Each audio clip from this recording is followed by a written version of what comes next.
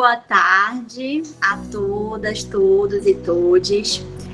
Eu queria agradecer imensamente, enquanto gestão, essa comissão, a Luísa, a Ritinha, a Aline, a Etienne, Nayara, que fica aí no suporte, né, das meninas também, por esses eventos, por essas iniciativas que são tão importantes para a gente. E para a gente debater temas tão importantes, né, dentro da nossa profissão. Eu queria logo adiantar dois pontos assim de organização nossa. O primeiro é que, caso falhe a minha voz, eu gostaria que vocês me avisassem, porque eu vou tentar falar mais devagar. Normalmente eu falo muito rápido, mas eu vou tentar falar mais devagar para ver se a internet colabora aí com a nossa transmissão. E o segundo é que a proposta, né, desse mini curso, ela tem muitas nuances que a gente precisa explicar aqui, que são importantes para a nossa profissão, mas ela tem uma proposta de diálogo. Então, eu abro espaço aqui para a categoria, para os estudantes que estão aqui, para as pessoas dos diversos municípios e estados que estão aqui conosco, sempre que sentirem necessidade, quiserem colaborar, quiserem, né, fazer alguma intervenção. Esse é um momento de diálogo, é um momento que a gente vai pensar a nossa ética profissional nessa conjuntura tão difícil. Então, nós não temos resposta pronta, nós não temos padrão metodológico, nós não temos o projeto ético-político impresso, né, para poder mostrar exatamente uma cartilha de como seguir, porque a nossa profissão é dialética, a nossa profissão muda, a realidade muda o tempo todo. Então, a gente está construindo e a gente conta, né, com todo mundo que está participando aqui hoje, de nos ajudar nessas reflexões. Esse curso, a iniciativa dele é que ele seja um início, né? Um chamamento para um debate muito importante na nossa categoria e no conjunto Cefes-CRES, que vem de um curso que talvez muitos e muitas aqui já tenham ouvido falar, que é do curso Ética em Movimento. Esse curso, ele é um curso que ele é elaborado, ele é pensado pela gestão do Cefes, né, pelo conjunto Cefes-CRES, para difundir a ética de uma forma ontológica, teórica, filosófica, mas também uma ética enraizada, materializada no nosso cotidiano profissional. Porque é muito comum a gente receber intervenções enquanto CRES de colegas que muitas vezes entendem o nosso código de ética, a nossa lei de regulamentação, como uma perspectiva apenas punitiva, apenas de cumprir normas, direitos e deveres, o que é muito importante, o que é extremamente significativo, mas que nós sabemos que o nosso debate, enquanto assistentes sociais, sobre a ética profissional, ele é um debate ontológico, ele é um debate de ser social, de pessoas nesta sociedade em que a gente vive. É para isso que a gente estuda, né? É para analisar essas relações sociais nesta sociedade. Então, é a partir disso que a gente tentou pensar. Logicamente, o curso Ética em Movimento tem muita carga horária, ele é um curso muito extenso, né? Muito importante, e a gente tentou trazer um debate bem direcionado para este momento. E pensar este curso, eu queria pedir, não sei, acho que é a Aline que vai projetar, queria pedir para a Aline projetar os slides, por gentileza. O início do curso, o pensamento do curso, ele já teve um embate ético, que foi o seguinte: nós tínhamos pensado um curso que falaria de ética e serviço social. E aí a gente pensou em chamar, né, o nosso assessor jurídico, que é o nosso advogado, o Gabriel Rodrigues, que estará com vocês amanhã, né? Nós nos organizamos para que eu ficasse no dia de hoje e ele ficasse amanhã com vocês, concluindo aí esse processo, para falar sobre como que se trabalha o processo ético dentro do CRES. como é que a gente pensa, como é que se elabora, que se materializa um processamento ético dentro das estruturas de uma autarquia como o CRES. Né? O CRES, vocês sabem que temos funções muito específicas, né? Muito próprias de uma autarquia. Então, como é que isso se transfigura aqui dentro? Quais são os fundamentos que embasam esse processo ético? Então, por isso, a primeira coisa que a gente pensou para o curso foi: não podemos colocar o nome do curso Serviço Social. Por quê? Porque o Gabriel, nosso assessor jurídico, é advogado. E ele, como bom assessor jurídico do conjunto, disse: olha, eu não posso falar de atribuições privativas do assistente social, que é falar da profissão. Então, a gente pensou em trabalhar esse conjunto ético, né, a partir da sua base filosófica, a partir da sua base teórica e a partir desse processamento ético aqui dentro do conjunto, como é que ele funciona. E aí a gente pensou em pensar, né, ficou até redundante, pensou em falar como é que se materializa esse debate ético dentro do conjunto, qual é o papel do CRES nesse processo e como é que se dá esse processamento institucionalmente falando. Eu não sei se já está projetado aí, sabe? Eu estou no celular e aí eu estou só conseguindo ver uns quadradinhos. Eu não sei se já foi projetado. Me confirmem, por favor. Já foi, sim. Tá? Tá, então a gente pensou. Ela está no primeiro. Só vou pedir para a Aline colocar no modo tela cheia a apresentação, Aline. Por favor.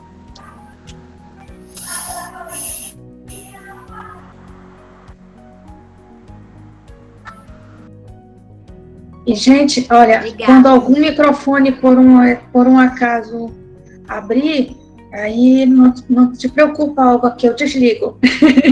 Tá?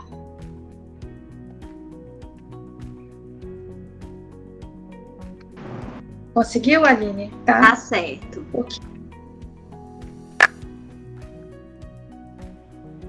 Ok, obrigada.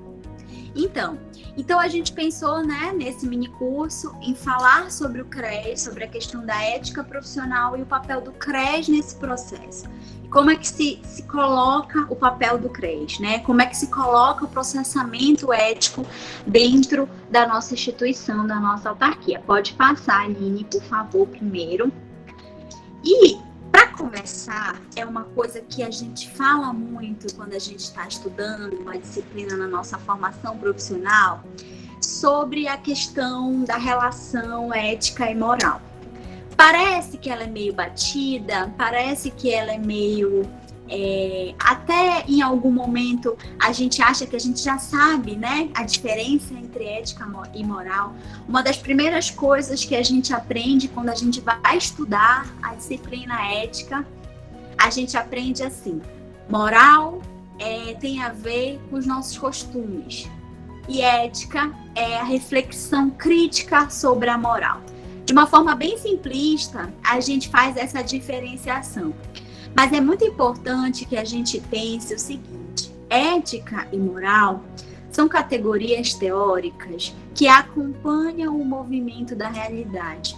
Então, elas são muito mais do que uma dualidade entre certo e errado, entre bem ou mal, entre o correto a se fazer e o errado a se fazer.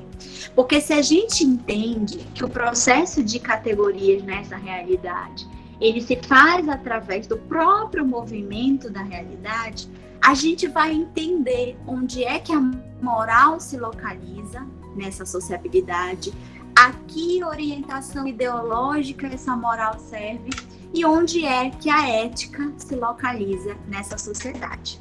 Então, inicialmente, a gente precisa ultrapassar a visão dualista, né, de que existe dentro de um processo ético e dentro de um processo moral o certo e o errado, o que é obrigatório, o que não é obrigatório. É lógico, se a gente for pensar, as legislações, elas nos dão essas condutas, né? Dizem pra gente, olha, o correto é fazer determinada coisa, é seguir determinada ordem social. Mas a gente também tem que pensar em qual conjuntura essa legislação está sendo efetivada. A quem que determinada legislação serve? Isso também é um pensamento e uma reflexão ética a respeito da realidade que a gente vivencia. Então eu peço para a Aline, por gentileza, passar. Nós vamos entrar no slide em que nós falamos alguns elementos sobre a moral. O que nós estudamos na nossa graduação, na nossa pós-graduação, o que a gente pensa enquanto um comportamento moral. O primeiro elemento que eu gostaria de definir é que moral é o que nós carregamos, são os valores e desvalores que nós carregamos durante a nossa trajetória, a nossa vivência, o que a gente aprende, do que nós chamamos de senso comum. Então a moral, ela está dentro, está materializada, como está escrito aí no primeiro quadradinho, num cotidiano singular, num cotidiano que serve a determinado grupo singular. Ela não é generalizável, ela não é universal, não existe uma única moral para todas as relações sociais. A moral, ela representa escolhas e respostas às nossas necessidades, advindas do processo em que nós estamos na produção e na reprodução da vida social. O que isso quer dizer, Olga? Quer dizer que o pensamento moral obedece ao lugar que eu ocupo nesta sociedade. O pensamento moral obedece à ideologia dominante desta sociedade. Logo, se eu estou numa sociedade excludente, se eu estou numa sociedade egoísta, individualista, que são características da sociedade capitalista, do capital financeiro que nós estamos vivenciando agora. Se eu estou numa sociedade individualista, a moral da sociedade vai tendenciar para o individualismo, para o pensamento moralizador, como a gente costuma dizer. A moral, ela tem valorações imediatas. O significado no latim, na origem da palavra moral, significa costumes. Coisas que nós... O que é um costume? Eu sou de Abaetetuba, por isso que as meninas estavam comentando aí, que meus conterrâneos estão aí no curso. Lá eu tenho vários costumes da minha região, do meu território, coisas que eu acredito, coisas que eu vivenciei na minha vida e que eu absorvi sem nenhum questionamento. Eu absorvi como correto, por exemplo, que eu não posso comer comidas ditas remosas quando eu estou operada, quando eu estou com uma cicatriz, com um ferimento. Isso é um costume do qual eu não sei se existe base científica para ele, mas a minha família me fez acreditar que é perigoso eu comer esse tipo de alimento nessas circunstâncias. Ou seja, o pensamento moral ele é absorvido sem se questionar. Se ele é um pensamento excludente, eu posso reproduzir um pensamento excludente. É por isso que valores enraizados nessa sociedade, como o machismo, por exemplo, todos vivenciam no seu cotidiano. E para que a gente possa romper com isso, a gente precisa questionar. Questionar o que durante anos foi aceito como real, aceito como verdade, sem nenhum questionamento. Logo, a moral, ela responde a um determinado contexto histórico. Inicialmente, quando a gente fala das primeiras civilizações, né, dos primeiros tipos de sociedade, a moral era coletiva. O que quer dizer? Na sociedade primitiva, as pessoas se reproduziam em sociedade para responder suas necessidades de forma coletiva. Mas, com a evolução da dita, né, da pseudo-civilização, a sociedade passou a ser individualista. Logo, a moral da sociedade, absorvida sem questionamento, passa a ser individualista. E é aí que a gente precisa pensar. E é aí que a gente precisa localizar o serviço social, que a gente vai já chegar lá. Logo, a moral dentro de uma sociedade, ela regula um comportamento coletivo, regras e normas que muitas vezes são coercitivas, porque se houver algum questionamento, elas podem ser banidas, elas podem ser superadas. Isso é o processo moral. O processo moral não aceita, não permite um questionamento. Logo, ele é legitimado porque a gente internaliza normas como verdades. Hoje, as normas que nós internalizamos como verdade na sociedade têm a ver com poder econômico, têm a ver com poder ideológico. A meritocracia, por exemplo, a meritocracia é um exemplo de uma moralidade desta sociedade, de um moralismo dessa sociedade que diz assim: todos e todas nós podemos ser burgueses. Se nós ainda não somos burgueses, é porque nós não nos esforçamos o suficiente. Essa é a ideia que o capital quer que a gente absorva. Que este modelo de sociedade que nós estamos vivenciando quer que a gente absorva. Quer que a gente acredite que a responsabilidade pelos enfrentamentos diários que nós temos no âmbito da sobrevivência é única e exclusivamente nossa. E quando a gente internaliza isso, e quando a gente internaliza esses valores, a gente passa a julgar os outros, a julgar os processos sociais a partir deles. A moral é uma assimilação acrítica.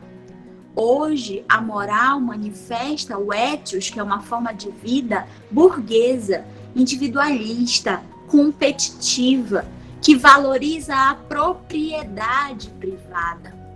Logo, as relações sociais que são pensadas a partir de um processo de moralização nesta sociedade são completamente egoístas, completamente individualistas e não pensam no coletivo. Então, hoje, esta sociedade defende uma moral sem questionamento, acrítica, que justifica as relações sociais capitalistas.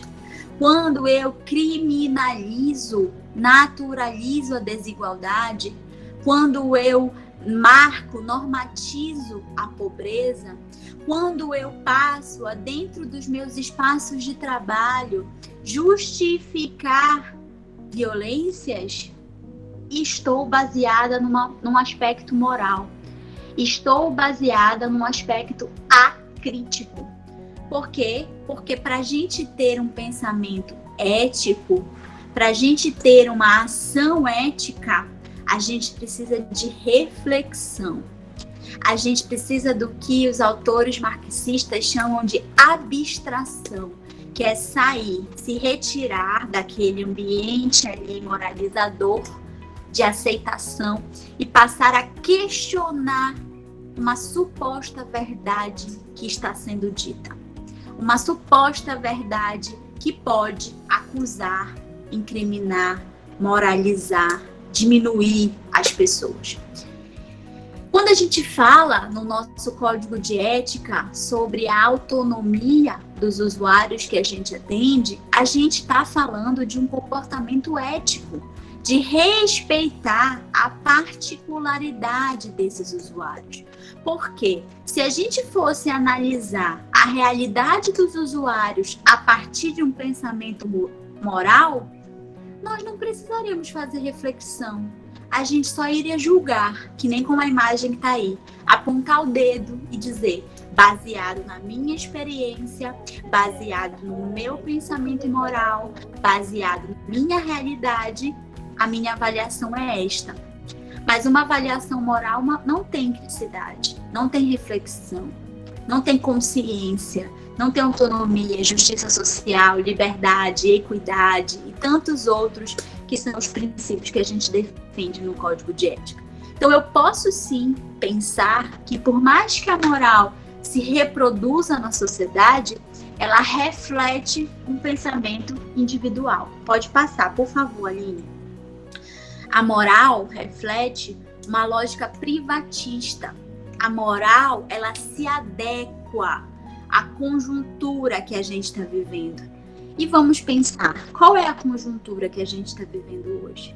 Uma conjuntura altamente excludente, uma conjuntura altamente segregadora, uma conjuntura que muitos estudiosos chamam de momento necropolítica, momento que traz a individualidade máxima do pensamento, o egoísmo máximo, até em algumas situações barbárie, de não se preocupar com o coletivo, de não se preocupar com a sociedade como um todo.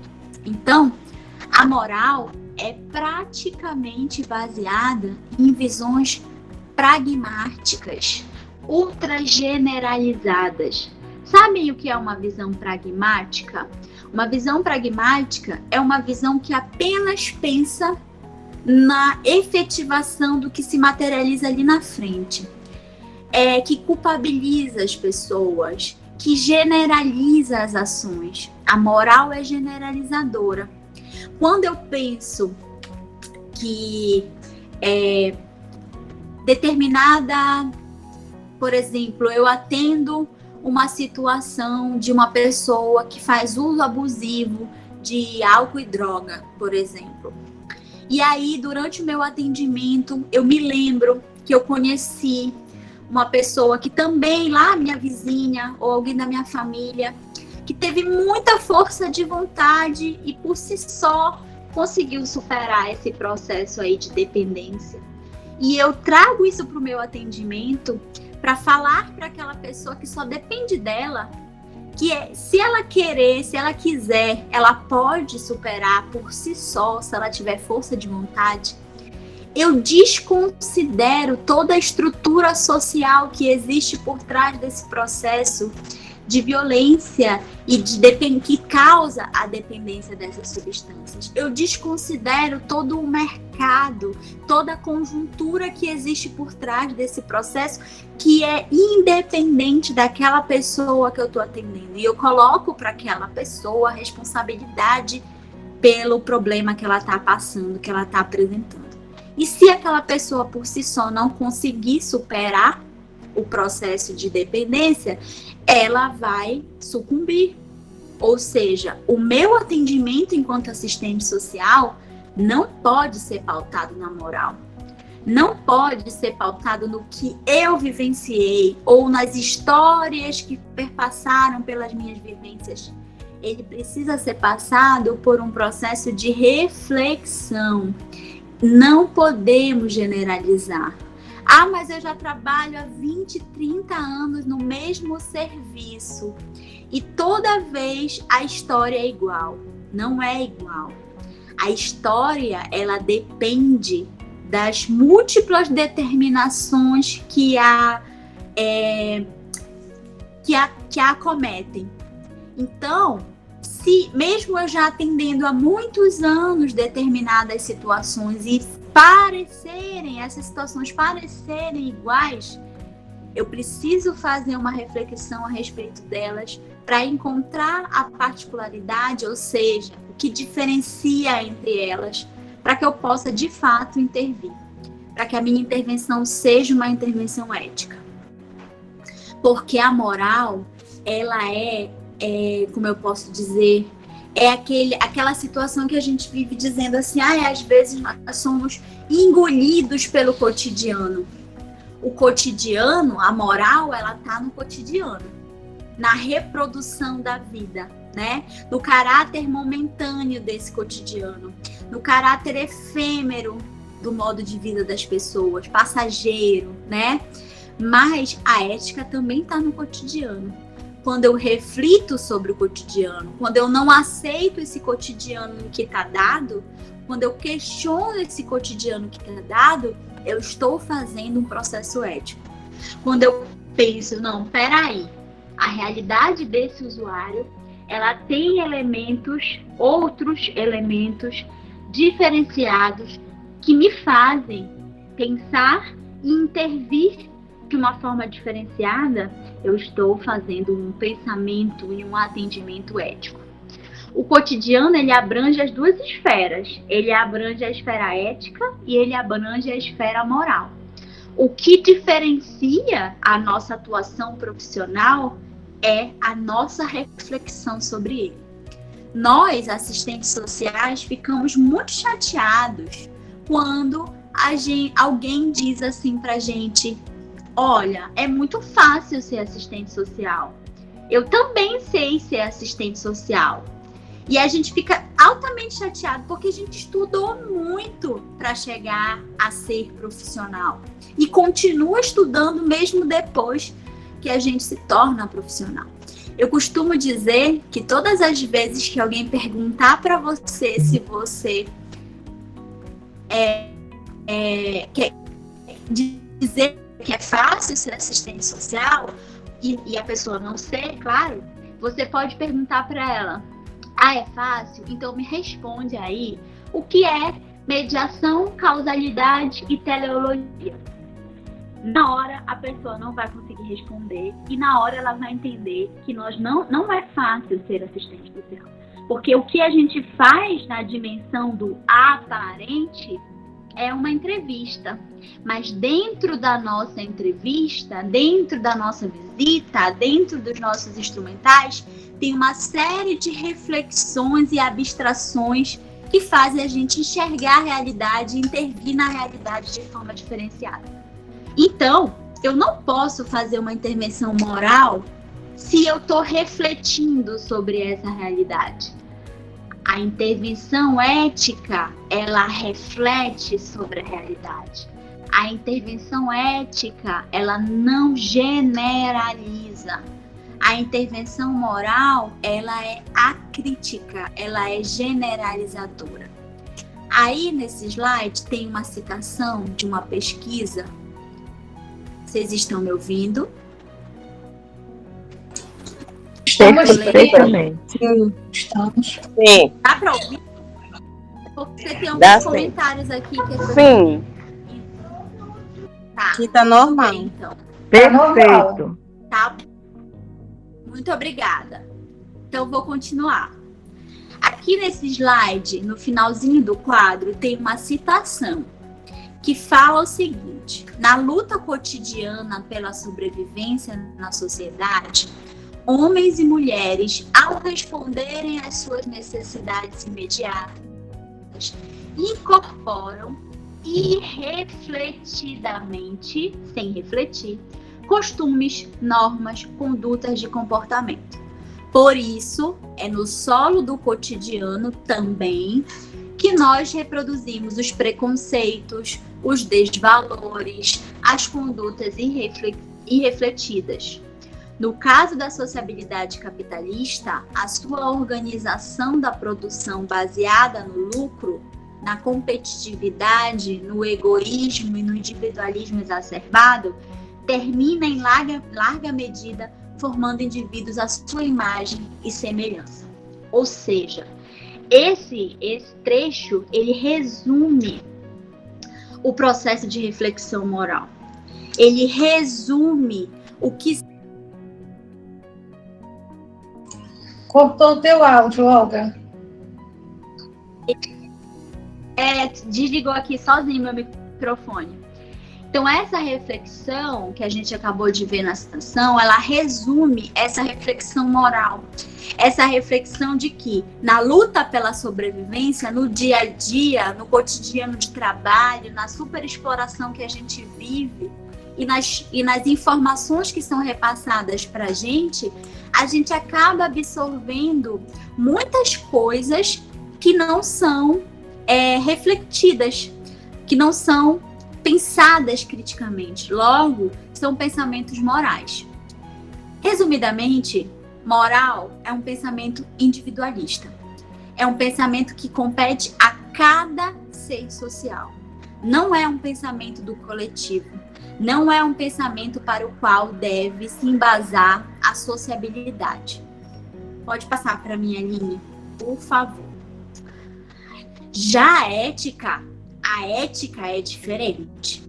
A ética está materializada na realidade.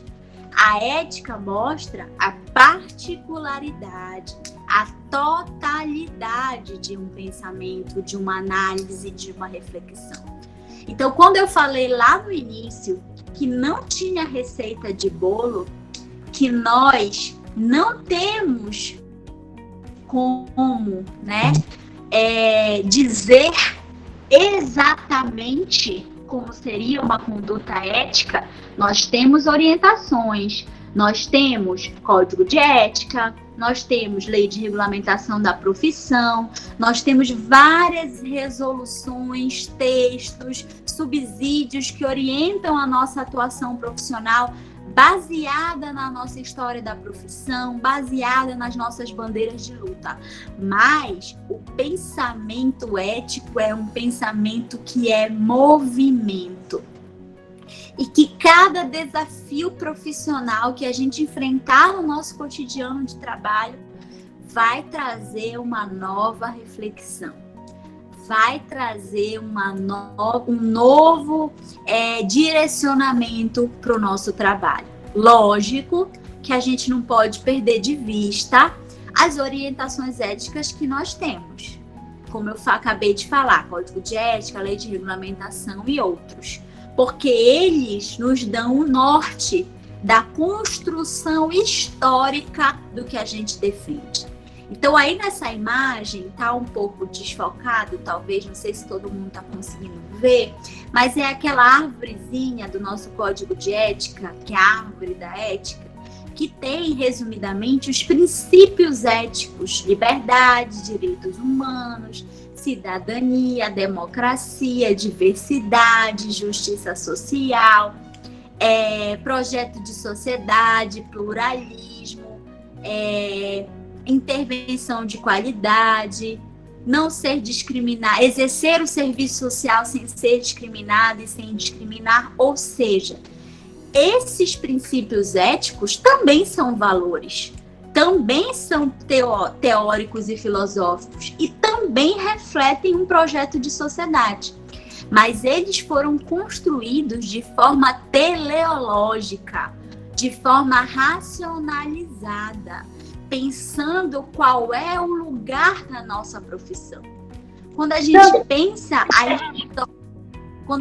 pensa a história do debate da ética, a história dos códigos de ética na nossa profissão, a gente entende que esses princípios não saíram do nada, que esses princípios materializam uma atuação profissional que lutou contra toda forma de autoritarismo que nós já vivenciamos nesse Brasil. E que, não por coincidência, nós estamos vivenciando atualmente. Ou seja, os mesmos enfrentamentos que nós, assistentes sociais, que os assistentes sociais que nos antecederam, vivenciaram para construir esse código, também podem se apresentar no cotidiano do nosso trabalho hoje. Hoje, por conta das duas grandes crises, tanto da crise econômica quanto da crise sanitária que nós estamos vivendo, o nosso projeto ético-político é a todo momento colocado à prova. E nós, assistentes sociais, que somos resistência nesse processo, temos que o tempo todo reafirmar esses valores que não surgiram do nada, que são históricos na nossa profissão e que, mais do que nunca, precisam ser reafirmados. A professora Barroco, Maria Lúcia, que é uma professora que estuda ética profissional e que debate ética profissional há muito tempo, tem muita contribuição com a gente, diz que a ética é o segundo quadradinho aí do slide. A ética é uma crítica sistemática à alienação moral. A ética é a crítica do nosso cotidiano, em seus aspectos morais. Isto é, a ética é a crítica ao preconceito, à discriminação, ao moralismo, ao individualismo, ao egoísmo moral, que muitas vezes nessa sociedade são entendidos como formas de expressão das relações sociais, fundadas na exploração do trabalho e na apropriação privada da riqueza socialmente construída pelo gênero humano. O pensamento moral, ele conserva, ele é conservador. O pensamento ético transgride, repensa, reflete.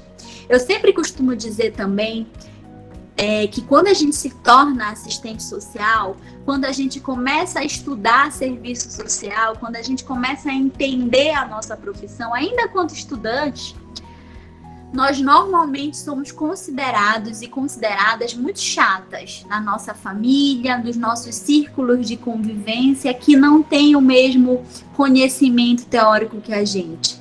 Isso não nos coloca numa posição de superioridade ou de inferioridade, mas isso nos coloca numa posição de reflexão. É quando a gente começa a questionar valores que nós mesmos muitas vezes defendemos. E aí a gente começa a ver que até a nossa vivência moral precisa ser questionada. Hoje, assistentes sociais que somos, quem já é assistente social, né? E quem ainda é estudante, quando se tornar um assistente social, precisa entender que nós não temos separação da ética e da moral. Não tem como eu, na minha vida privada, ter uma moral individualista e defender profissionalmente os princípios do meu código de ética. Porque a ética, ela é ontológica à minha vivência. Ela é intrínseca à minha realidade. Logo, eu preciso entender que o meu compromisso ético profissional sempre vai fazer eu questionar os meus valores morais. Não existe possibilidade de eu abrir a minha mente para um pensamento ético e eu não questionar valores individualistas, ultrageneralizadores que eu defendi durante anos na minha vida e ver que eu estava equivocada em muitos deles e que eu precisava redefinir muitos deles.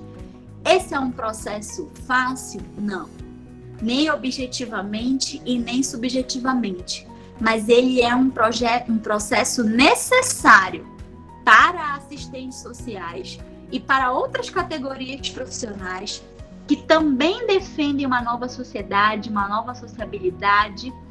Eu preciso fazer questionamento ético o tempo inteiro, em toda ação, em toda palavra, em toda intervenção que eu for fazer como assistente social, eu preciso fazer questionamento ético. Porque o questionamento ético faz parte da nossa praxis, da nossa atuação concreta na vida das pessoas com que a gente atende. Mais lá para frente eu ia falar disso, mas já vou antecipar. O CRES, ao analisar um processo ético, e isso a nível nacional, não estou falando só do CRES Pará, ele analisa o impacto daquela intervenção profissional na sociedade. A professora Yamamoto, ela tem uma citação muito interessante, que que ela diz assim: o médico, ele pode matar uma pessoa só de uma vez. Numa cirurgia, a pessoa pode ter um erro médico e a pessoa vir a falecer. O assistente social, ele pode matar uma pessoa, ele pode matar uma família devagar, de uma forma mais dolorosa. Porque se um parecer social nosso é equivocado, a gente pode destruir uma família. A gente pode julgar, penalizar uma pessoa injustamente, uma ou várias. Então, o pensamento ético está na nossa praxis, no nosso cotidiano. Ele tem que estar sendo utilizado para questionar todo dia o nosso cotidiano. Todo dia o que a gente faz precisa ser questionado, precisa ser repensado. Então, continuando, na medida em que a humanidade desenvolve-se através do trabalho, na medida em que as nossas relações de trabalho se complexificam, objetiva o nosso ser social nas suas particularidades, desenvolvendo o gênero humano e as suas relações sociais. Todo o processo ético, como eu falei, ele é um processo de raciocínio. Ele é um processo que na literatura marxista se chama teleológico. Logo, esse processo ele está ontologicamente ligado ao nosso ser. Onto é o ser. Ontologicamente ligado à nossa realidade. Somente nós, seres humanos, é que podemos fazer o questionamento racional das nossas ações. Racional do trabalho que a gente executa. Então, a ética, ela está presente como uma exigência na nossa profissão, porque, historicamente, nós defendemos um posicionamento diferente do que a sociedade capitalista quer prestar para a gente. Quer que a gente acredite e quer que a gente defenda. Pode passar, Aline, por favor. Então, falando de ética profissional, a gente precisa primeiro fazer uma diferenciação muito importante, que é a diferenciação entre profissão e trabalho. Para nós do CRES, é essencial essa diferenciação, porque o CRES atua na nossa profissão. Mas a nossa profissão, regulamentada pela Lei 8662, ela é fruto de um processo de trabalho excludente que atinge a todas as outras profissões. Então, quando a gente passa por um processo de trabalho precarizado, as outras profissões também estão passando por um processo de trabalho precarizado. O trabalho é toda e qualquer forma que nós temos de responder às nossas necessidades. O serviço social é uma necessidade da sociedade. Nós nascemos não como uma evolução da ajuda. A nossa profissão nasce porque a sociedade demanda ela. Logo, a gente é trabalho. Mas nós temos uma especialidade. O que nós fazemos, ser assistente social, outros profissionais de outras profissões não fazem. E vice-versa. Como assistentes sociais, se a gente estudou para ser assistente social, a gente não vai receitar medicação, porque outra profissão tem essa função. Por que eu estou dizendo isso? Porque quando a gente fala de ética, lá, o slide anterior, a gente está falando de uma reflexão sobre a sociedade, sobre os valores existentes e predominantes na sociedade. Quando a gente traz essa reflexão ética para a nossa profissão, assistente social, a gente está falando de como que a nossa profissão se identifica nesta sociedade. Como é que a nossa profissão se materializa nessa sociedade? Então, a gente precisa pensar a nossa ética profissional, ela tem relação com as ações que nós realizamos no nosso cotidiano profissional. Ações sociais, ações políticas. E quando eu falo políticas, eu não estou falando de partidárias, eu estou falando de políticas, no sentido de que a gente tem funções e intervenções na vida social das pessoas. A gente precisa entender que a nossa reflexão ética profissional é muito além do cumprimento de regras de direitos e deveres. Os direitos e deveres são muito importantes, mas a nossa reflexão ética, ela é alinhada a uma perspectiva de uma nova sociedade. Então, ela é para muito além de uma perspectiva apenas de direitos e deveres, que não deixa de ser importante, logicamente. A nossa ética profissional envolve o posicionamento diante de uma realidade, orientada por valores e escolhas profissionais que nós fazemos e que nós entendemos onde elas estão localizadas historicamente. Logo, a gente pensa no que fundamenta a existência humana. O que fundamenta a nossa essência humana dentro desta sociedade? Os assistentes sociais se preocupam com a realidade, com a vida, com a sociabilidade das pessoas, com a forma com que essas pessoas respondem às suas necessidades, com a forma com que essas pessoas sobrevivem, vivem, produzem e reproduzem nessa sociedade. Este é o básico, a base do pensamento ético dentro da nossa profissão. Pode passar para mim, por favor, Aline. No próximo slide, nesse aí que a Aline está mostrando, tem um limiar. Percebam que na imagem, a pessoa está no limiar, como se fosse numa linha, se equilibrando entre a realidade da sociedade, entre a realidade excludente da sociedade e o comportamento ético e o pensamento ético. Porque nós já entendemos que a sociedade quer que nós defendamos uma moral sem questionar. Mas nós, assistentes sociais, diante da nossa trajetória histórica, sabemos que a gente precisa questionar essa realidade.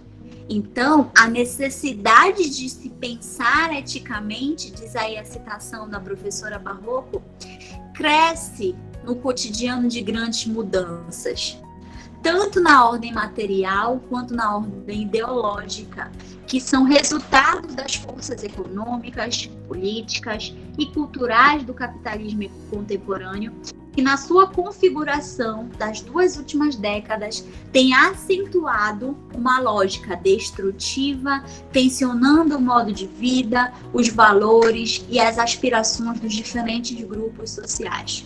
O resultado disso é a afirmação de inúmeros desvalores, como o individualismo, que afetam a materialidade e a subjetividade das classes sociais e, portanto, a modalidade de vida na coletividade.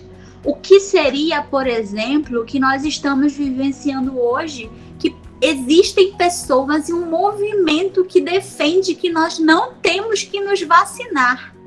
Diante de uma pandemia, numa conjuntura de uma pandemia, existem grupos e pessoas que defendem que nós não temos que nos vacinar. Nada mais, nada menos do que desvalores, do que desserviços a uma sociedade que atinge a nossa sobrevivência. Isso é pensamento moral, é pensamento moralizante. Quando a gente reflete o mal, o prejuízo que isso pode causar para as nossas relações sociais, para a nossa vida, a gente está fazendo um pensamento ético, pensando coletivamente a partir das necessidades do grupo e não apenas das individualidades, como o capitalismo quer que a gente pense. Pode passar, Aline, por favor. Pensando especificamente sobre a nossa profissão, né? O legado que a nossa profissão vem tomando, nós estamos, de acordo com a professora Yamamoto, na contramão desse individualismo. na contramão da insensibilidade, diante dos dilemas da coletividade, diante os assistentes sociais, as assistentes sociais preservaram a sua capacidade de indignação ante as desigualdades e injustiças sociais, mantendo viva a esperança em tempos mais humanos. Estão cientes, nós, de acordo com a professora Yamamoto, estamos cientes de que a construção do projeto societário a que se vincula a projeção profissional, ao que nós queremos para a nossa profissão e para a sociedade, depende de todos aqueles e aquelas que vivem os dilemas da exploração do trabalho e da falta deste, como o avesso da riqueza e da opulência do consumo mercantil. Ela quer dizer o seguinte: quanto mais o conservadorismo tem avançado nos últimos anos na nossa sociedade, mais a nossa profissão tem se comportado eticamente e refletindo e indo de encontro na contramaré, na contracorrente de um processo individualizador. Então, o que ela quer dizer para nós é que, ainda que nós estejamos dentro de uma sociedade moralizante, nós ainda resistimos com os nossos pensamentos éticos, com as nossas ações éticas, com as nossas intervenções éticas, baseadas num processo de reflexão, ação-reflexão, ação de novo, né? A própria intervenção profissional se baseia nisso, nesse processo, né? Nessa continuidade da nossa reflexão, justamente a partir de um processo de defesa dos princípios coletivos, racionalizados, teleológicos do comportamento ético. Então, nós somos, talvez, eu me arrisco a dizer, a única profissão que tem como, no nosso país, que tem como princípio ético um novo projeto de sociedade, que entende que a moralização dessa sociedade só vai ser passiva de sobrevivência do coletivo se for superada, se for ultrapassada.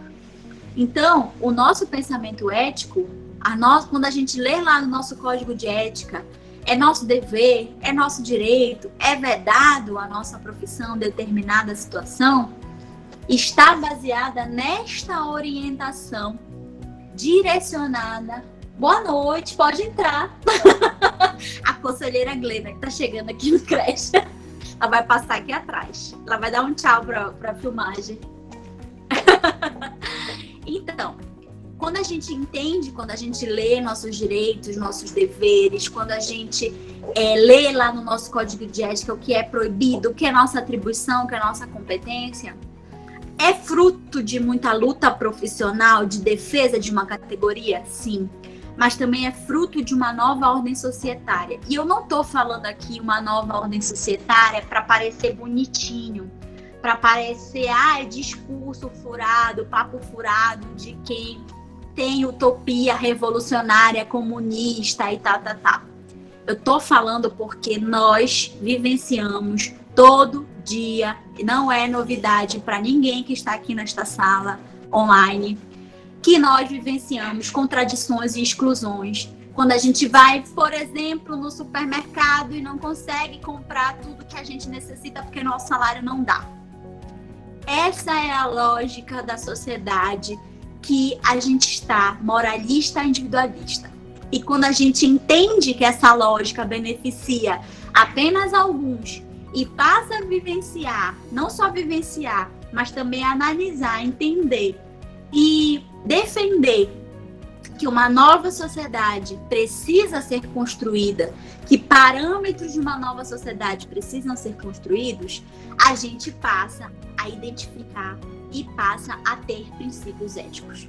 É a partir daí que a gente começa a pensar como é que eu vou executar a minha atividade profissional voltada para novos valores e não para desvalores, não para retroceder. Pode passar para mim, Aline, por favor. Então, o Código de Ética organiza em torno de um conjunto de princípios, deveres, direitos e proibições que orientam o comportamento ético profissional, oferecem parâmetros para a ação cotidiana e definem suas finalidades ético-políticas, circunscrevendo a ética profissional no interior de um projeto ético-político e em sua relação com a sociedade e com a história. O nosso projeto ético-político, o nosso código de ética, não são ahistóricos. Eles levam em consideração o movimento dessa realidade. Essa estrutura requer um suporte teórico que assegure a fundamentação da concepção ética, dos valores ético-políticos, dando sustentação ao conjunto de suas prescrições. Na elaboração do Código de Ética, em 1993, tal apoio foi buscado nas bases ontológicas da teoria social de Marx. Todas as vezes que a gente escreve um relatório, que a gente faz uma entrevista, que a gente faz uma palestra, qualquer intervenção no nosso cotidiano profissional, a gente está se fundamentando no conhecimento teórico. A gente está se fundamentando numa teoria que reconhece, valoriza e defende o movimento dessa sociedade. Quando alguém chega para ti lá no teu trabalho ou lá no teu estágio com uma perspectiva moralizadora que tu diz assim, não, calma, peraí. Cada caso é um caso, cada situação tem a sua particularidade, não é bem por aí, não é um valor igual ao que você tem lá na sua casa, igual ao que você defende na sua vida, né, privada, que vai definir o usuário, que vai definir a pessoa que eu atendo. Você está fundamentando que aquela realidade precisa ser analisada na sua particularidade. Pode passar para mim, Aline, por favor. E o que é que o CRES tem a ver com isso? O que é que o CRES faz no meio de tudo isso? Basicamente, gente, nós temos duas funções precípuas. Duas. E eu estou falando basicamente porque é basicamente mesmo.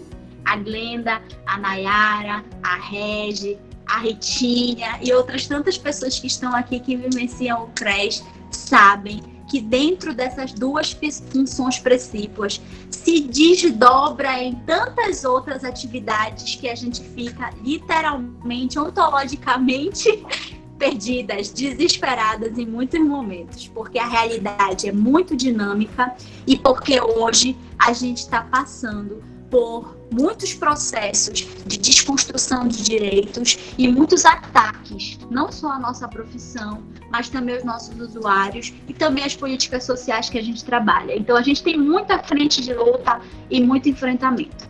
Mas como eu estava dizendo, o CRES tem duas funções básicas, precípuas, que é normatizar e fiscalizar a nossa profissão, a profissão de serviço social, né? Dentro de uma lógica do trabalho, que nós já sabemos que é diferente.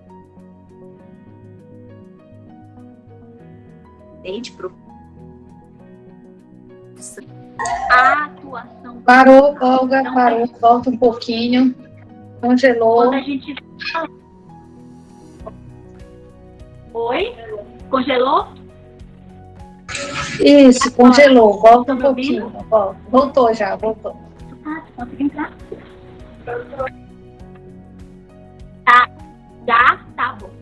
Quando a gente Quando a gente fala que a gente tem a função de regulamentar e de analisar a ética profissional, não é que a gente sabe tudo da ética e que a gente vai ser um tribunal inquisitório, né, de julgamento. O debate ético não é para defender nós mesmos de nós mesmos. Nós não somos corporativistas.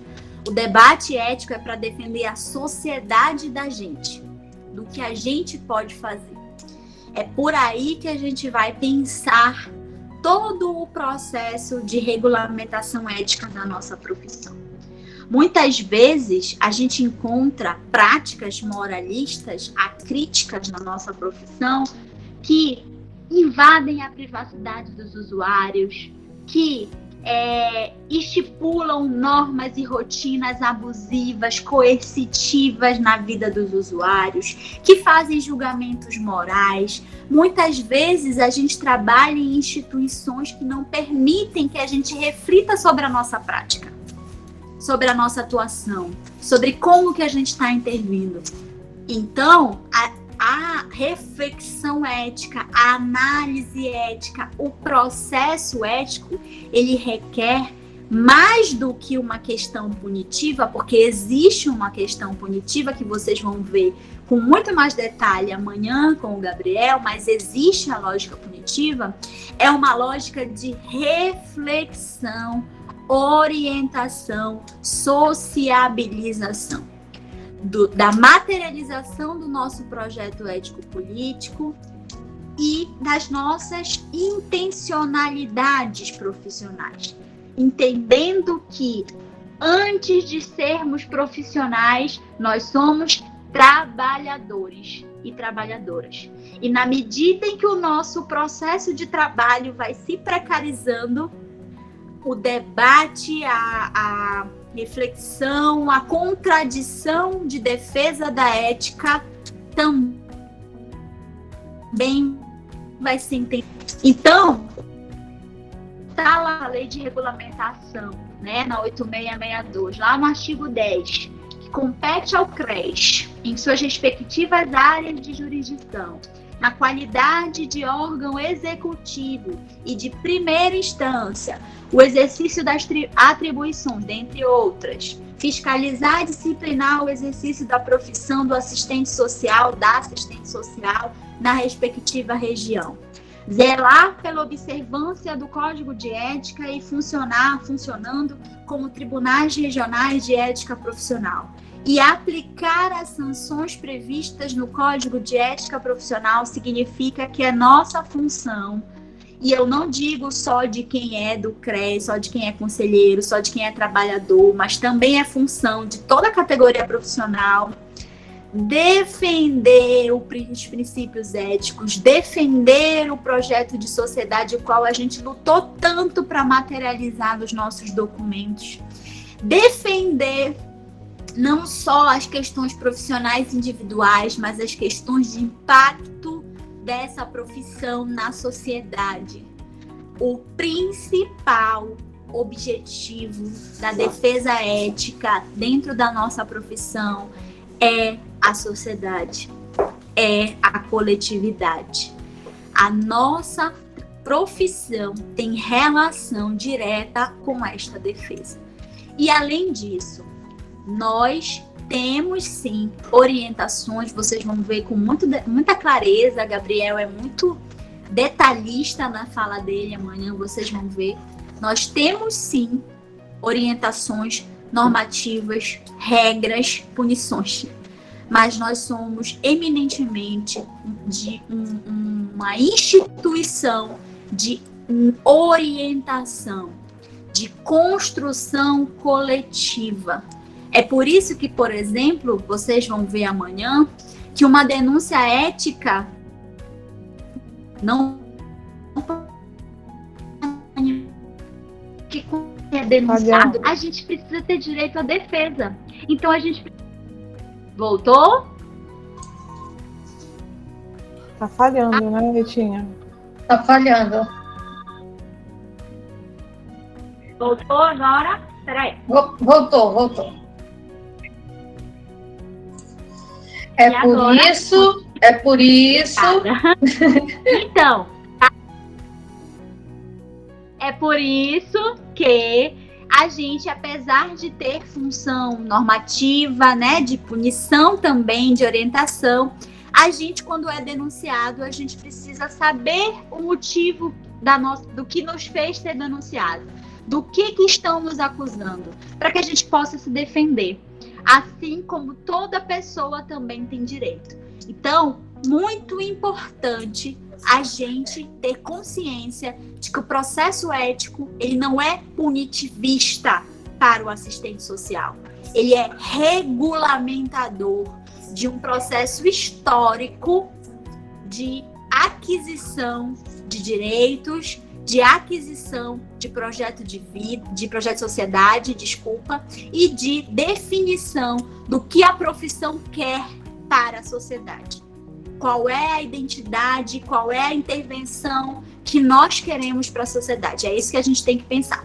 E para finalizar, a gente não pode deixar de pensar que todo profissional está revestido de um processo de trabalho. Logo, nas condições em que hoje nós temos a realização do nosso processo de trabalho, o trabalho inverte a sua finalidade criadora, criativa, ao invés de liberar as capacidades essenciais do trabalhador, ele as aliena.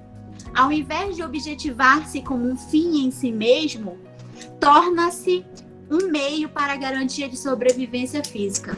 Ao invés de ampliar a criatividade e diversificar as possibilidades de escolha, reproduz a unilateralidade, a fragmentação, ou seja, reproduz condições que desumanizam o ser social. Essa é a conjuntura que a gente enfrenta. E a gente não traz essa reflexão para enfraquecer as nossas lutas. A gente traz essas reflexões para a gente entender que nós não estamos sozinhos. E para nós entendermos que todos os trabalhadores e trabalhadoras estão nessas condições e fortalecer o nosso pensamento de classe e a nossa união coletiva em defesa de uma nova sociedade, de um novo projeto, em defesa de uma nova forma de vida que faça com que não só a gente, mas também outras profissões possam contribuir com o pensamento e com a reflexão ética para além do corporativismo, para além de olhar para o nosso próprio umbigo. Então, gente, o que a gente traz um pouco, né, desse debate é para a gente pensar esse fundamento ético, mas para a gente materializar ele no nosso cotidiano. Então, a gente quer também que a gente reflita sobre como que a gente vivencia isso, né? Eu acho que o momento que a gente está vivenciando agora, essa oportunidade que nós temos, eu sei que na modalidade online é mais difícil, mas é um momento da gente pensar como que isso interfere na nossa realidade, como que isso se materializa na nossa realidade. Então, eu agradeço muito a oportunidade, peço desculpas, né, pelas falhas aí na internet, e abro espaço, ainda temos tempo, abre espaço para a gente poder dialogar, né, sobre esse pensamento ético, sobre o quanto que ele é importante dentro dos nossos locais de trabalho. E amanhã o Gabriel vai estar com vocês falando de todo esse processamento ético, como ele se materializa aqui nas nossas denúncias, né, e nos julgamentos, enfim. Obrigada, gente. Abre espaço aí para quem quiser se colocar. Não sei se tem perguntas, se tem colocações. Oi, já vamos ver. Vamos verificar aqui. Por enquanto, só lembrando que pelas regras aqui do nosso minicurso, tá? Não é desse minicurso, mas é dos minicursos do CRES Pará, às 18 horas não é permitido mais entrar ninguém na sala virtual, certo? Vocês receberam o e-mail, então, se bem que acabou de passar aí, né?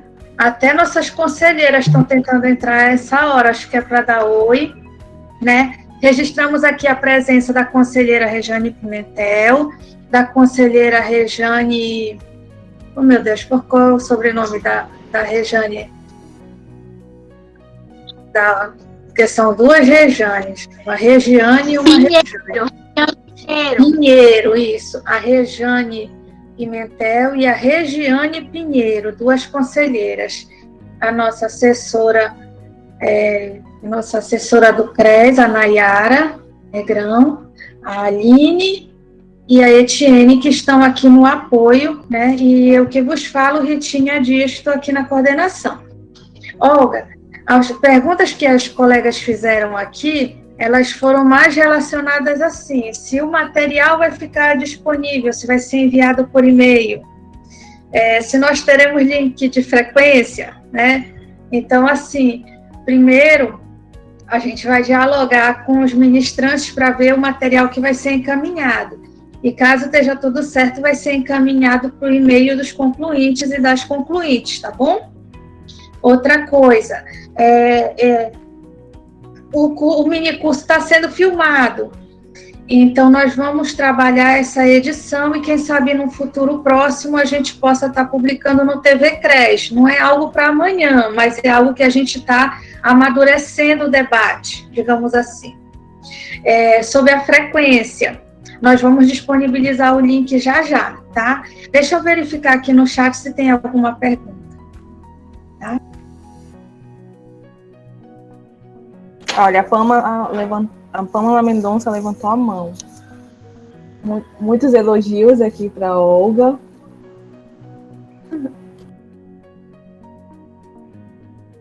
Ritinha, tá desligado. Tá desligado o teu microfone. Isso mesmo, Nai. Tem algumas mãozinhas levantadas, né? A Pamela levantou a mão. Pamela, você gostaria de perguntar alguma coisa? Falar alguma coisa? Oi, gostaria, não é uma pergunta, mas eu gostaria de fazer um pedido para a Olga. Eu quero rapidamente agradecer ao CRES por esse momento importantíssimo. Eu sempre falo e eu vou sempre repetir, orgulho, gente, orgulho do CRES Primeira Região, porque cada momento é único, seja presencial, seja online, importantíssimo. O meu nome é Pamela, sou assistente social na INSS e eu moro aqui em Santarém. Olga, não é uma pergunta, mas eu queria que você trouxesse um pouquinho mais dessa reflexão que você trouxe sobre o impacto da intervenção profissional na sociedade. E aí também sobre a ética profissional versus a moral individual. Você trouxe essa reflexão que elas, você trouxe aí de maneira clara, mas eu acho importante também a gente aprofundar um pouco mais, que elas não se separam e nem podem ser adversas, né? Minha ética fica até o estacionamento, minha ética profissional fica até o estacionamento, da calçada da rua para lá, eu vou utilizar uma outra moral, né? Que é conduzida por outros princípios éticos. E aí eu achei muito importante essa fala, eu achei muito interessante tudo que você falou e muito acessível tanto para profissionais quanto para estudantes. Muito, muito obrigada. Estava procurando aqui se tinha alguma pergunta em especial, mas as pessoas se cortando de elogios à nossa presidenta, né? O quanto ela é uma professora maravilhosa, a sua linguagem, a sua didática atinge todos os públicos e o quanto a categoria, né, se sente privilegiada em estar participando desse mini curso. Como eu falei para vocês, muito bom mesmo. Maravilhosa, incrível facilitadora e tudo mais. Gratidão. Tem mais alguma pergunta? Agradecendo, né, o aprendizado, as palavras. Muito bacana. É isso. Você pode responder, Olga, por favor. Tá. Bem, eu acho que a fala da Pamela, né, o pedido, né, a reflexão que ela traz também, né, do quanto que é importante a gente pensar dessa relação ética e moral, vai muito também da atuação profissional, né, que a gente precisa ter quando a gente se pensa dentro de um projeto ético-político. Eu fico muito feliz com essas falas, com essas colocações, enquanto CRES, porque a intenção é essa mesmo, é a gente aproximar as nossas reflexões teóricas e filosóficas da nossa realidade. Primeiro porque elas não são separadas, primeiro porque elas não são opostas, né? Primeiro porque não se distancia uma reflexão profissional teórica de uma prática, não existe essa diferença. Toda a prática está orientada em alguma orientação, em alguma fundamentação teórica. O que nós precisamos pensar é em qual fundamentação teórica que está orientada a minha prática. Se eu faço um julgamento moral de um usuário, de uma usuária que eu atendo, qual é a orientação que eu estou dando para esse atendimento? Qual é o comportamento ético que eu estou dando ali para aquele atendimento? Quando a gente fala, e a Pamela resgata isso muito bem, que não existe diferença entre a tua moral e a tua ética, é dizer o seguinte: eu não sou por exemplo, quando eu estou no meu trabalho, muitas vezes eu chego lá e me apresento. Eu sou Olga, assistente social. E aí vem alguém do meu trabalho e diz assim, mas ela é do CRES também, porque uma coisa não diferencia da outra, não tem como a gente separar assim. Agora eu sou assistente social, agora eu sou a Olga, lá com a minha mãe, com meu pai, com meus irmãos, né? Com meu marido. Não existe diferenciação. Por que não existe diferenciação? Porque todo pensamento ético vem de um valor moral. Toda reflexão ética vem de um valor moral. Seja um valor moral conservador ou seja um valor moral revolucionário, transgressor, crítico ou algo do gênero. Então, se a gente for ler, lá quando a gente estuda, né, disciplina ética, a gente vai ler o primeiro código de ética lá na década de 40, o comportamento moral das assistentes sociais, que eram na época só mulheres, né, precisava ser o comportamento ético, ou seja, na primeira definição do código de ética da nossa profissão, entendia-se que a ética tinha relação direta com a moral. Ou seja, quais eram os requisitos que a gente estuda lá na história do serviço social que precisavam para ser assistentes sociais?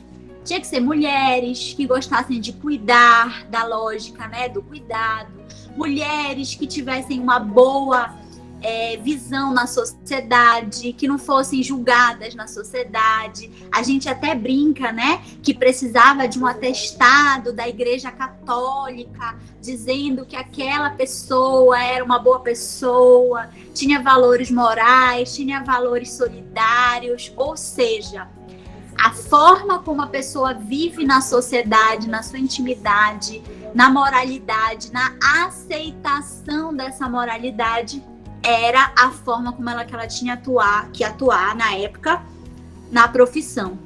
E isso a gente sofre até hoje, com novos valores, com reflexões diferenciadas, a gente ainda vivencia visões que dizem, para ser assistente social tem que ser muito bondoso, tem que ser muito caridoso, enfim, uma série de adjetivos que são dos humanos, da vida humana, não necessariamente de uma profissão. Que pessoas humanas podem ser caridosas e podem ser solidárias, que a profissão não se define nisso. Por que eu estou fazendo essa diferenciação? Porque a partir do momento que eu começo a questionar essa moral conservadora, que define padrões, que define generalização, que define condutas, não, o profissional tem que ser assim, o usuário tem que ser assim. A partir do momento que eu questiono essa moralidade, não tem como eu continuar pensando como era antes. A partir do momento que eu começo a enxergar uma realidade ampliada, tanto da profissão quanto do usuário que eu atendo, não é possível mais eu acreditar numa moralidade anterior, numa forma conservadora de vida que um dia eu acreditei que era verdade. Quando a gente pensa numa nova sociabilidade, numa nova sociedade que se passa na profissão, eu começo a refletir que a realidade está muito além do que eu consigo enxergar. E aí eu passo a entender, enquanto profissional, que eu não posso generalizar mais nada, que eu não posso mais definir com exatidão como é que a vida humana, que é altamente dialética, vai se comportar daqui para frente. Isso faz com que a nossa moralidade mude. A nossa moralidade passa a ser diferente.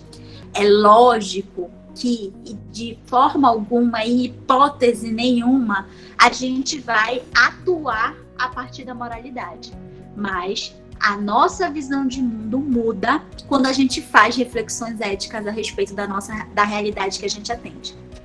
E quando eu digo que a função, né, das nossas regulamentações éticas tem a ver com a interferência que a gente causa na sociedade, é porque toda normativa e orientação profissional, não só do serviço social, mas de todas as outras profissões regulamentadas, todas as profissões que são regulamentadas, todas as profissões que têm conselho profissional, os conselhos de profissões têm essa função de analisar, de orientar como é que tem que ser a intervenção desses profissionais na sociedade, visando o bem comum, visando a coletividade, visando a sociabilidade.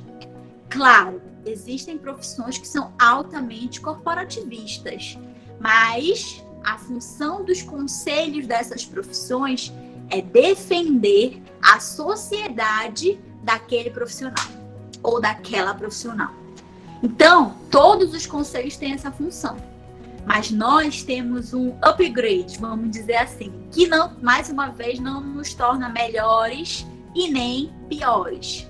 A diferença é que nós pensamos na ética enquanto uma intervenção coletiva, transformadora, universal, não generalista. Pensamos e entendemos que a sociedade é movimento, que a sociedade muda o tempo todo, que temos que partir da realidade, que temos que partir do que nós atendemos todo dia lá na nossa intervenção profissional, no nosso cotidiano profissional, e a partir do que a gente atende, elaborar, refletir, questionar, negar uma moralidade imposta. Uma moralidade que vai determinar as coisas, que vai dizer como é que o usuário tem que se portar, se vestir, falar e uma série de outras coisas. Isso nos incomoda muito. Com todas as pessoas que eu converso, independente de CRES ou não, quando a gente chega numa instituição, que a instituição vem ditar as normas, as regras e querem que a gente só reproduza essas normas, essas regras, nos causa esse incômodo. Eu não vou fazer só isso. Eu não vou limitar a minha prática a isso. Por que causa esse incômodo? Porque nós estamos com pensamento ético.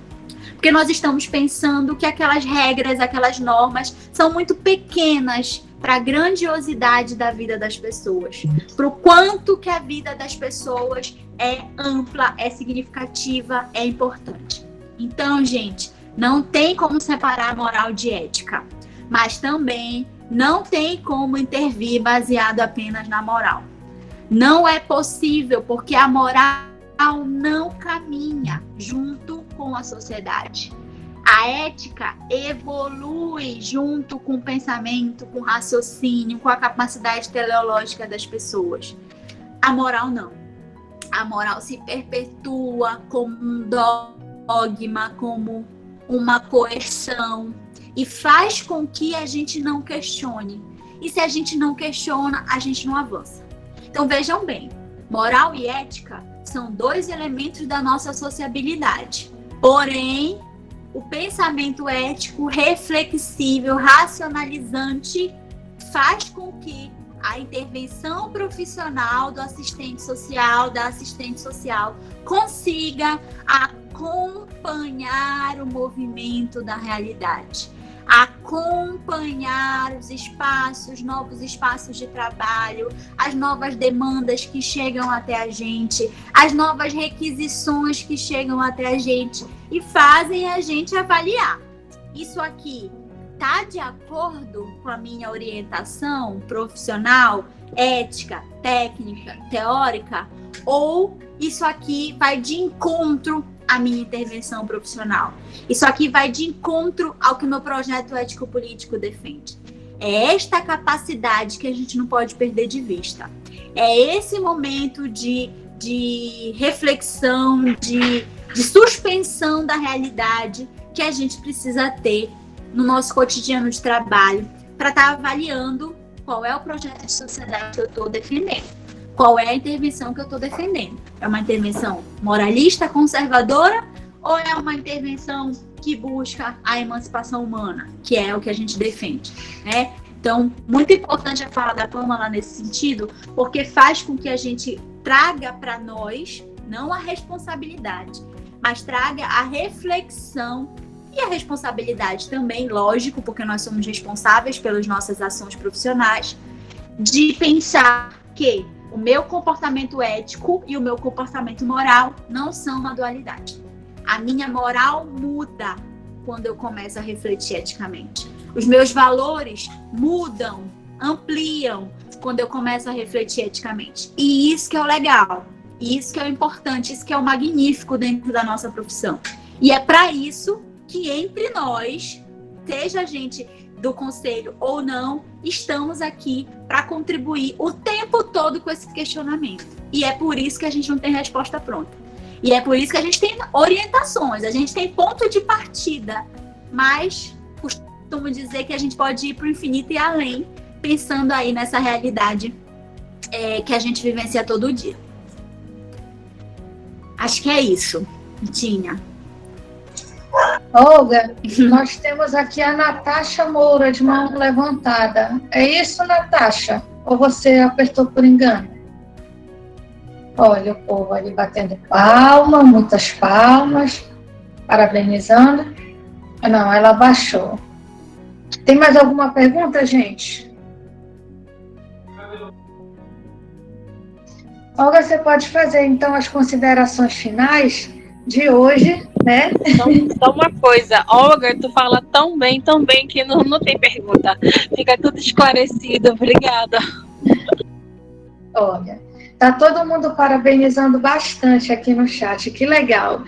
Que bom, né? Então, assim, você faz as considerações de hoje e aí, quando você concluir, eu libero o link de frequência, tá certo, gente? Então, fiquem aguardando. E quem não entrou na sala até às 18 horas, eu lamento, gente, só amanhã. E amanhã é outro link para entrar na sala, tá? Cada dia é um link diferente.